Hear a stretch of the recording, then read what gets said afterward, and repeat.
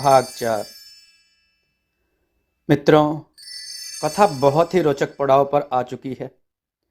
देववाणी चैनल के साथ बने रहें। चलिए कथा को आगे बढ़ाते हैं। वह एक इच्छाधारी नागिन है जो तुम्हारे घर के ऊपर कहर बरसा के रखा है। तुमने उन दोनों नौकर से ही इसके जोड़े नाग को मरवा दिया था, इसलिए ही दोनों नौकर को वह काटी थी। उनसे बदला लेने के लिए उसने उन्हें मार दिया। तुम्हें भी उसी ने काटा था, लेकिन तुम्हारी बेटी के मोह में तुम्हें जान से नहीं मारी, क्योंकि वह तुम्हारी बेटी को बहुत प्यार करती है। अब आपको कुछ क्षति नहीं पहुंचाएगी, क्योंकि उसका मकसद पूरा हो गया है। यहाँ यह भी दिख रहा है कि अब वह यहाँ से अपने लोग जाने के लिए सोच रही है, लेकिन वह अभी जाएगी नहीं। इसी धरती पर रहेगी, लेकिन यहाँ से दूर चली जाएगी, जहाँ नाग और नागिन दोनों आराम से रह सके। आप अपने घर महामृत्युंजय मंत्र का जाप करवा दीजिए, सारा संकट दूर हो जाएगा। नागदेव को जमींदार के घर से आए 10 दिन हो चुके थे। वह 10वें दिन सुबह ही जमींदार साहब के घर पहुंच गया। उसे देखकर जमींदार साहब बहुत खुश हो गए। उन्होंने कहा, नागदेव तुम आ गए, तुम्हारे बिना सारा घर सूना था। नागिन बने नागदेव ने कहा, जमींदार साहब मैं तो फिर से जाने वाला हूं। इस बार तो जाऊंगा तो मैं जल्दी आ भी नहीं पाऊंगा, क्योंकि हमें बहुत दूर जाना है। हमें शंकर भगवान का दर्शन करने केदारनाथ, बद्रीनाथ, रामेश्वरम जाना है और फिर वहां से अन्य तीर्थ स्थल पर भी जाना है। यह मेरे माता पिता की आज्ञा है। हम उन्हें तीर्थ कराने के लिए जा रहे हैं, और जब तक सारे तीर्थ घूम ना लूं, घर वापस नहीं आऊंगा। अरे भाई, अभी ही तीर्थ पर जाना था, उसके लिए समय होता है। अभी फसल काटने का समय है, तब तुम सब कुछ छोड़कर तीर्थ जा रहे हो। जमींदार साहब, माता पिता से बढ़कर कोई काम नहीं होता। सबसे पहले माता पिता का वचन, इसके बाद काम होता है। एक काम करें, कोई विश्वसनीय आदमी को रख लीजिए, आसपास के गांव में अवश्य मिल जाएंगे। अरे भाई, मिल तो जाएगा, लेकिन तुम्हारे जैसा नहीं मिलेगा। मिलेगा भी तो हमें पहले उस पर विश्वास करके रखना पड़ेगा, तब कैसा रहता है देखना पड़ेगा। अच्छा ठीक है, तुम कब जा रहे हो? अगर तुम्हारे नज़र में कोई अच्छा आदमी है तो तुम बताओ, मैं उसे ही रख लूंगा। नहीं साहब, मेरे नज़र में तो कोई नहीं है, और मेरे पास इतना समय है नहीं कि मैं खोज सकूं, क्योंकि हमें कल ही जाना होगा। जमींदार साहब और उनकी पत्नी ने उसे खुशी खुशी विदा किया। उन्होंने उसे बहुत सारे सामान देने के लिए लेकर आए, लेकिन वह कुछ भी नहीं लिया और कहा, नहीं, मेरे पास भगवान का दिया सब कुछ है, मैं यहां से कुछ भी लेकर नहीं जाऊंगा। बहुत समझाने पर भी वह कुछ नहीं लेता, और वह जमींदार से आज्ञा लेकर चला जाता है। जमींदार के घर से विदा होकर नागिन वहां से सीधे नाग के पास जाती है। नाग ने कहा, तुम आ गए, ठीक है, अब हम यहां नहीं रहेंगे, चलो अपने लोग चलते हैं। हाँ ठीक है, चले। दोनों वहां से नागलोक के लिए रवाना होते हैं, लेकिन रास्ते में ही उन्हें एक तांत्रिक मिल जाता है जो कब से उनकी खोज में था। वह नाग और नागिन दोनों को पहचान जाता है और उसे अपने जाल में फंसाना चाहता है। वह कहता है, तुम लोग कहाँ जा रहे हो? इतनी आसानी से मैं तुम्हें जाने नहीं दे सकता हूं। वह बीन बजाकर उसे पकड़ना चाहता है, लेकिन तभी एक लड़की आकर उसके बीन को ही मारकर गिरा देती है। तांत्रिक गुस्से से लाल हो जाता है और लड़की को कहता है, यह नागिन है, इसे बचाने से तुमको क्या फायदा है? उसने कहा, मेरे गुरुजी कहते हैं कि सभी जीवों पर दया करो। मानव जाति सबसे बुद्धिमान होती है, उसे किसी भी जीव को सताना नहीं चाहिए, सबसे अच्छा व्यवहार करना चाहिए, और तुम इसे बंदी बना रहे हो। अगर तुम इसे मारोगे तो भगवान भोलेनाथ तुम्हें कभी माफ नहीं करेंगे। ये नाग नागिन के जोड़े शंकर भगवान के भक्त हैं, इन्हें छोड़ दो और ये जहां जा रहे हैं जाने दो। नहीं, इनको मार कर हमें मणि हासिल करना है। वह उस लड़की को भी अपने जादू से बंदी बना लेता है। अब तो नागिन को अपने से ज्यादा चिंता उस लड़की के लिए होती है। वह शक्तिशाली तो थी ही, वह अपनी शक्ति का प्रयोग करके उस लड़की को छुड़ा देती है और उसे उसके घर पहुंचा देती है। तांत्रिक को भी वह मात करने का प्रयास करती है, लेकिन वह तांत्रिक भी बहुत शक्तिशाली था। वह उसे मात दे पाती उससे पहले ही वह उस समय वहां से जाने में ही भलाई समझता है और वहां से चला जाता है। लेकिन वह नागिन को नागलोक जाने से पहले मणि हासिल करना चाहता था। तांत्रिक उस समय चला जाता है। वह उससे मणि हासिल कैसे करे इसके लिए उपाय सोचने लगता है। वह भी जानता है कि नागिन बहुत शक्तिशाली है। ऐसा कुछ किया जाए जिससे उसकी शक्ति खत्म हो जाए और वह मेरी पकड़ में आ जाए, या फिर अपनी शक्ति इतनी बढ़ा ले कि नागिन को बस में कर सके। नागिन की शक्ति को कम करना इतना आसान भी नहीं था, इसलिए वह अपनी शक्ति ही बढ़ाने का प्रयास करने लगा। इसके लिए वह भगवान शिव की आराधना करने के लिए एक पेड़ के नीचे बैठ गया और यह प्रण ले लिया कि जब तक भगवान भोलेनाथ दर्शन नहीं देंगे तब तक मैं इसी तरह बैठा ओम नमः शिवाय का जाप करता रहूंगा, और भोलेनाथ दर्शन देंगे तब उनसे नागिन को हराने के लिए शक्ति मांग लूंगा। इधर नागिन भी भोलेनाथ के भक्त थी। वह भोलेनाथ से प्रार्थना करती है कि हमें अपने लोग जाने की आज्ञा प्रदान करें। इस धरती पर रहते हुए हजारों साल बीत गए हैं, तब से मैं आपकी भक्ति करती आ रही हूँ। भोलेनाथ तो अपने भक्तों की सदा कल्याण करते हैं। वे नागिन को अपने लोग जाने की आज्ञा दे देते हैं, लेकिन साथ यह भी कहते हैं अगर तुम नागलोक जाओगी तो तुम्हें नया शरीर धारण करना होगा, क्योंकि तुम्हारा समय आ गया है। अब तुम दूसरा शरीर धारण करोगी और यह शरीर समाप्त हो जाएगा। नागिन ने कहा, और मेरी शक्ति? तुम्हारी शक्ति भी समाप्त हो जाएगी। तुम्हारा अंत उस तांत्रिक के द्वारा ही लिखा है। इतना कहकर भगवान शंकर अंतर ध्यान हो जाते हैं।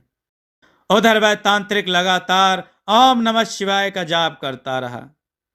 उसकी तपस्या से भोलेनाथ प्रसन्न हो जाते हैं और उसे दर्शन देते हैं और कहते हैं कि तुम्हारी भक्ति से मैं प्रसन्न हूं, बोलो तुम्हें क्या चाहिए। उसने कहा, मुझे श्यामवती नागिन को किसी तरह हराना है, इसके लिए मुझे उससे अधिक शक्ति प्रदान करे। भोलेनाथ कहते हैं तथास्तु, और अंतर ध्यान हो जाते हैं। वह भोलेनाथ से शक्ति पाकर खुश हो जाता है। वह वहां से नागिन की खोज में निकल जाता है। मित्रों, क्या तांत्रिक नागिन को बस में कर पाता है? क्या उसे नागमणि मिलती है? जानने के लिए देववाणी चैनल के साथ बने रहें। चैनल को सब्सक्राइब करें, वीडियो को शेयर जरूर करें और लाइक भी जरूर करें। मित्रों, शिव जी से वरदान पाकर तांत्रिक खुश हो जाता है और वह नागिन को बस में करने का सपना देखते हुए नागिन की खोज में निकल जाता है। कुछ दूर जाने पर उसे वही सपेरा नजर आता है जो उसे नागिन को पकड़कर देने के लिए कहा था। तांत्रिक ने उसे देखकर उसके पास गया और कहा, क्या तुम्हें वह नागिन कहीं दिखाई दिया है? वह सपेरा तो उस लड़की से पैसे लेकर उसे ना पकड़ने का वादा किया था। उसने कहा, नहीं, मुझे तो वह कहीं भी दिखाई नहीं दी है। मैं तो उसकी खोज में जमींदार के घर भी गया था, लेकिन वह वहां भी नहीं मिली थी। पता नहीं वह कहाँ छिपी है। तांत्रिक आगे बढ़ जाता है और वह पुराने टीले के पास पहुंच जाता है और वह अपनी बीन निकाल कर बजाने लगता है। बीन बजाते ही वहां बहुत सारे सांप निकल आते हैं। अब तो वह तांत्रिक हैरान हो जाता है। उसे पहचान में नहीं आता कि वह नागिन कौन है, क्योंकि एक ही रंग की सब नागिन थी। वह कहता है, सभी लोग यहां से चले जाओ, मुझे सिर्फ श्यामवती नागिन की खोज है जिसके पास मणि है। सारे फन निकाल कर खड़े हो जाते हैं और कहते हैं, मैं हूं श्यामवती नागिन, लेकिन मैं तुम्हें मणि कभी नहीं दूंगी। तुम जैसे लोभी से मैं कदापि नहीं डरती हूँ। वह गुस्से से लाल हो जाता है और कहता है, ठीक है, मैं भी देखता हूँ तुम कैसे मणि नहीं देती हो। मैं तुम्हें इतना सताऊंगा कि तुम खुद मणि दे दोगी। तांत्रिक ने अपनी जादुई शक्ति से सभी को बंदी बना लिया और उन्हें अलग अलग पिटारे में रखा और घर ले जाकर सबको एक कमरे में रखा और बारी बारी से पिटारे खोल खोल कर देखना शुरू किया। अंत में वह उसे पहचान लेता है और उसे मणि देने के लिए कहता है। नागिन कहती है, चाहे तुम जो भी करो, लेकिन मैं तुम्हें मणि नहीं दूंगी। नागिन अगर चाहती तो वह वहां से निकल सकती थी, लेकिन वह भी तांत्रिक की शक्ति देखना चाहती थी और वह इतने सारे अपने लिए जान देने वालों सांपों को छोड़कर जाना उचित नहीं समझी। तांत्रिक श्यामवती नागिन को दूसरे कमरे में ले जाता है और उससे मणि के बारे में पूछता है, लेकिन नागिन कहती है, मेरे पास मणि है ही नहीं, मैं उसे दूसरी जगह पर रख दी हूं और रहता भी तो मैं तुम्हें कभी नहीं देती। हमें मालूम है तुमने भोलेनाथ को खुश करके वरदान प्राप्त कर लिया है, लेकिन तुम मणि देने के लायक नहीं हो। तुम एक नंबर के लालची और दुष्ट हो। तुम सिर्फ अपनी भलाई चाहते हो, इसलिए मैं भले मर जाऊं लेकिन तुम्हें मणि नहीं दूंगी। इतना सुनकर तांत्रिक आग बबूला हो जाता है और वह अपनी तंत्र विद्या से एक नेवले का निर्माण कर नागिन के पास छोड़ देता है। जैसे ही नेवला नागिन पर झपटता है, नागिन भी अपनी शक्ति का प्रयोग करती है और बहुत देर तक दोनों में लड़ाई होती रहती है, लेकिन कोई भी नहीं हार पाता। तब तांत्रिक ने उससे भी अधिक शक्तिशाली नेवले का निर्माण करता है और फिर उसे नागिन के पास छोड़ देता है। नागिन भी कम नहीं थी, उसने भी अपनी शक्ति बढ़ाई और उस पर टूट पड़ी। इस तरह कई दिनों तक लड़ाई चलने के कारण नागिन काफी थक चुकी थी और वह अब अपनी पूरी शक्ति भी लगा चुकी थी। उसने भोलेनाथ से अपने लोग जाने की आज्ञा भी ले चुकी थी, लेकिन वह अकेले नहीं अपने नाग के साथ जाना चाहती थी और भोलेनाथ सिर्फ उसे ही आज्ञा दिए थे और यह भी कहे थे कि तुम्हारी पूरी शक्ति समाप्त हो जाएगी, इसलिए अब वह नागलोक जाने की इच्छा समाप्त कर चुकी थी। वह धरती लोक में ही रहकर अपनी शक्ति बनाए रखना चाहती थी, लेकिन भोलेनाथ का वचन का पालन भी करना चाहती थी।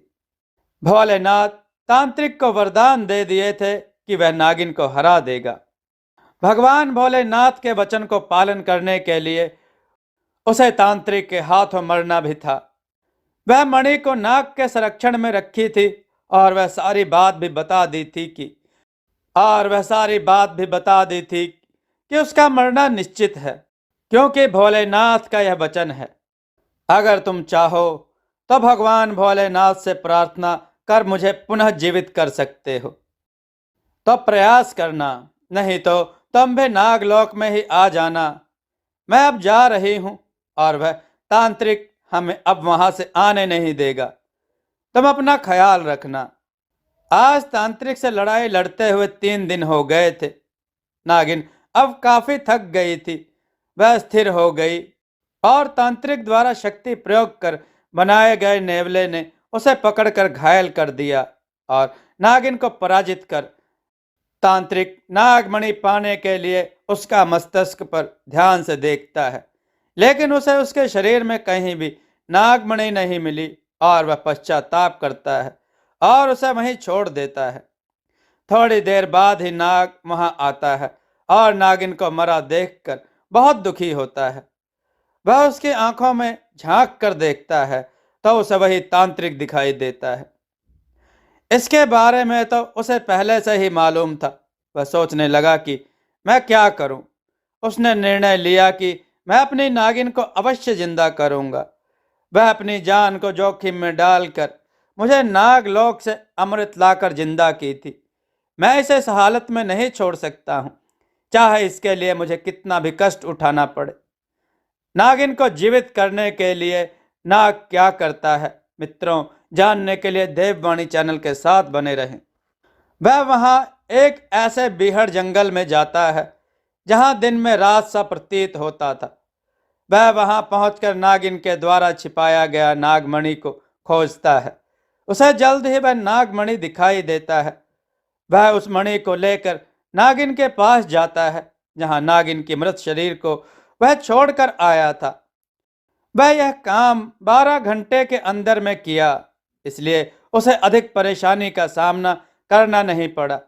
वह जल्द से जल्द नागिन को जिंदा करना चाहता था, क्योंकि अगर देर हो जाएगा तब उसे नागलोक से अमृत लाना पड़ेगा और उसे नागिन के शरीर को कहीं गुप्त जगह में छिपाना पड़ेगा।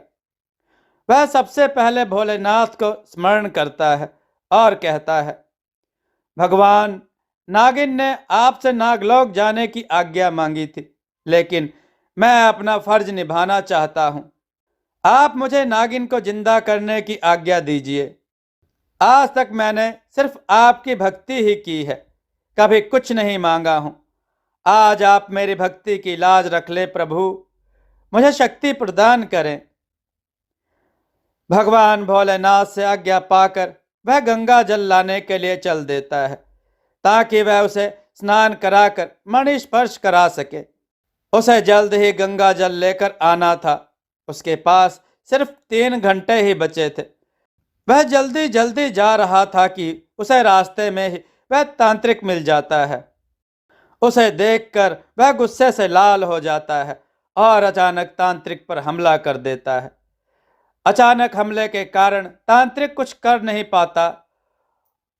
उस समय उसके पास कुछ नहीं रहने के कारण नाग का विष उसके शरीर में फैल जाता है और वह तांत्रिक वहीं जमीन पर गिरकर अचेत हो जाता है। तांत्रिक को काटने के बाद वह सीधे गंगा जल के लिए आगे चल देता है। भगवान से विनती करते हुए वह आगे की ओर तेजी से बढ़ते जा रहा था। तभी झाड़ियों में से निकलते एक नेवले को देखा। वह वहीं छिप गया और भोलेनाथ से प्रार्थना करने लगा। थोड़ी देर में ही संकट टलने का संकेत मिला और वह जल्दी जल्दी छिपकर निकलने में सफल हो गया। सब भगवान भोलेनाथ की कृपा थी। वह गंगा घाट पहुंचकर मां गंगा को प्रणाम किया और जल लेकर वहां से चल दिया। अब उसके पास समय बहुत कम बचा था। उसे जल्द ही पहुंचना था, नहीं तो कार्य संभव नहीं हो पाता। वह हवा की वेग से उड़ते जा रहा था, लेकिन फिर रास्ते में एक संकट आ गया। ऊपर से एक बाज ने ऐसा झपटा मारा कि नाग उसकी पकड़ में आ गया। वह तो समझा अब तो अंत निश्चित है। वह बिल्कुल शिथिल हो गया, सिर्फ भोलेनाथ का स्मरण करने लगा। तभी अचानक वह बाज के पंजे से छूटकर जमीन पर आ गिरा, लेकिन उसे चोट नहीं आई। वह झाड़ियों में छिपते हुए आगे निकल गया और अपने कार्य में सफल हो गया। वह अब उस स्थान पर था जहां नागिन का मृत शरीर था। उसके पास अब मात्र 10 मिनट ही शेष बचे थे। वह डर रहा था कि इतना जल्दी हो पाएगा या नहीं। वह जल्दी जल्दी गंगा जल से नागिन को स्नान कराया और नागमणि उसके शरीर में स्पर्श कराया। इतना करते ही नागिन के शरीर में प्राण का संचार हुआ। वह तुरंत पहले की तरह जिंदा हो गई थी। उसने अपने मस्तिष्क पर नागमणि धारण करने के पहले भोलेनाथ से प्रार्थना की कि हे भोलेनाथ, आप मुझे नया जीवन प्रदान किए हैं और अब मुझे नागमणि धारण करने और शक्ति प्रदान करें। भोलेनाथ से प्रार्थना करने के बाद वह नागमणि धारण करती है। वह भोलेनाथ से यह भी विनती करती है कि हे प्रभु, मैं अपनी शक्ति का प्रयोग सभी जीवों के कल्याण के लिए करूं। मैं किसी को भी कष्ट नहीं पहुंचाऊं, ऐसी बुद्धि प्रदान करें। मैं बहुत लोगों पर अपना कहर बरसा चुकी हूं, इसके लिए मुझे क्षमा करें। मैंने निर्दोष व्यक्तियों को नहीं, जिन्होंने मुझे मारने की कोशिश की थी, मैंने उन्हें ही कष्ट पहुंचाया है। प्रभु, फिर भी मैं आपसे विनती करती हूं कि मेरे अपराध को माफ कर दें और कभी मानव से भेंट ना हो। मैं अपने जीवन में खुश रहूं। वह अपने नाग के साथ जंगल के ऐसे स्थान पर चली जाती है जहां कोई मनुष्य नहीं जाता है। दोनों भगवान भोलेनाथ की भक्ति में लीन हो जाते हैं। दोस्तों, आपको यह कथा कैसी लगी? अपने विचार और सुझाव कमेंट में जरूर दें। हमारी कथाओं को लाइक करें, हमारे चैनल को सब्सक्राइब करना न भूलें। हमारी कथाओं को शेयर जरूर करें जिससे लोगों को अच्छा ज्ञान प्राप्त हो। जय श्री राम भक्तों।